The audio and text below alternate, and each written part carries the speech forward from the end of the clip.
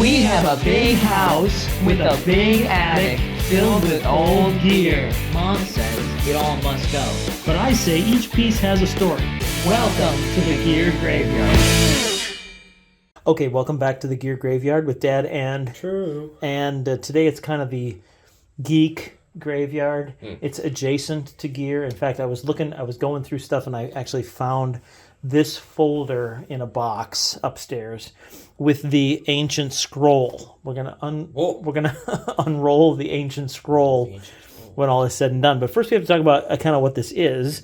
And I know it's just a regular folder, but this is a folder full of code. Is what this is, and this is not just any code. This is code from the late 70s. As early as maybe 1978 and as late as maybe 1981. It's not any newer than that. This is the reference book that I used to learn to program. This is actually the pocket-sized version of it. There was a full-size version that I used to learn to code. The control data set. This is just a weird version of. I don't even know what you'd call this language, and it was like, this is how I started. This is how I learned it all. What I want to do, I want to just show you a couple things here before we unroll the scroll. This scroll was in the same box.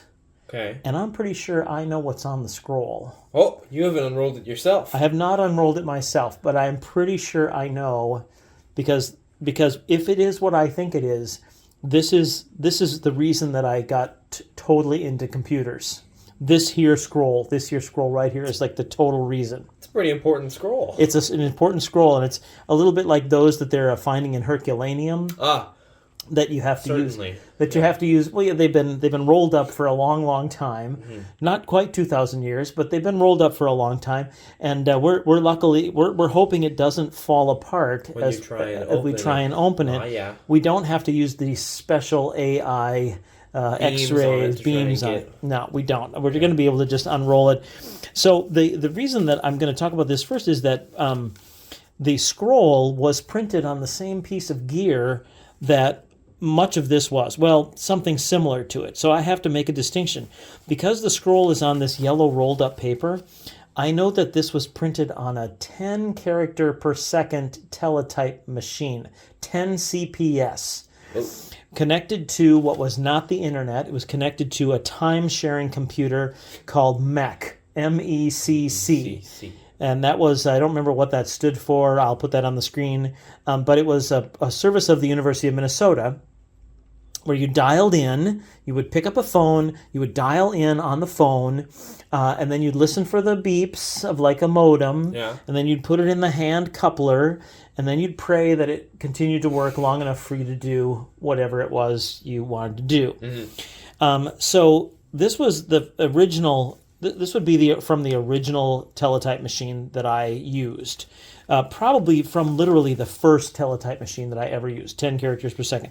But eventually, one day, they rolled that old thing out, and they rolled in something that could print at 30 characters per second. Whoa. 3 times the speed that we were used to. And that is what this paper was. So, that brings me to the scroll, the ancient scroll. The ancient scroll that we are going to unroll on camera here. Oops, we have a little piece of tape that's from something in there. And if this is what I think it is, this is what got me hooked. What got me hooked. Do you want to take a guess at what might be on this scroll? My first guess would be something somebody else wrote that you saw do something. Yes, it is. I did. That's very good. I did not write the program that did this. Okay. I learned the command. I don't know how I learned the command, and all I had to do was type in the command, and the thing printed this out. The teletype printed this out. But it was the kind of thing where I'm like, I got to see that. I got to see if it can do that. Okay, so with that in mind, now what do you think the... Is it a hello world? It is not really a hello world. It's a little more elaborate than that. Okay. Well, I'm not sure. I think we should unroll the scroll. Unroll the scroll and find out. Okay, so you take that end, and we're gonna see if we can do this Okay, are you ready? If it'll fill up the screen. Whoa! It is, in fact, the USS Enterprise, done in ASCII characters. Wow. So how about that? Let's turn this off and see if we get a better picture of that. That's a little bit better, yeah. That's something, man. Isn't that something? Somebody somewhere figured out how to do it. I think the light's better. Somebody somewhere figured out how to do that and programmed it in. It's also worth saying that they would have printed out this way. So it would have printed out like this. So you can see all at once until you roll it out. And you can see if we bring it up close, this is not fancy stuff here. This is I's, the letter I. Couple of slashes and some O's and some periods. We're not even using asterisks here. I don't see any asterisks on this thing at all. But of course, this is in the days before you could actually get a photo. I mean, you couldn't have there was no such thing as a JPEG or any kind of graphics or anything like that. If you were going to get something like this, hey, this gives me an idea. Here. Let's hold this like this, and let's go like this. All right, we start off the edge, and we go like this. Dun dun dun dun dun dun dun dun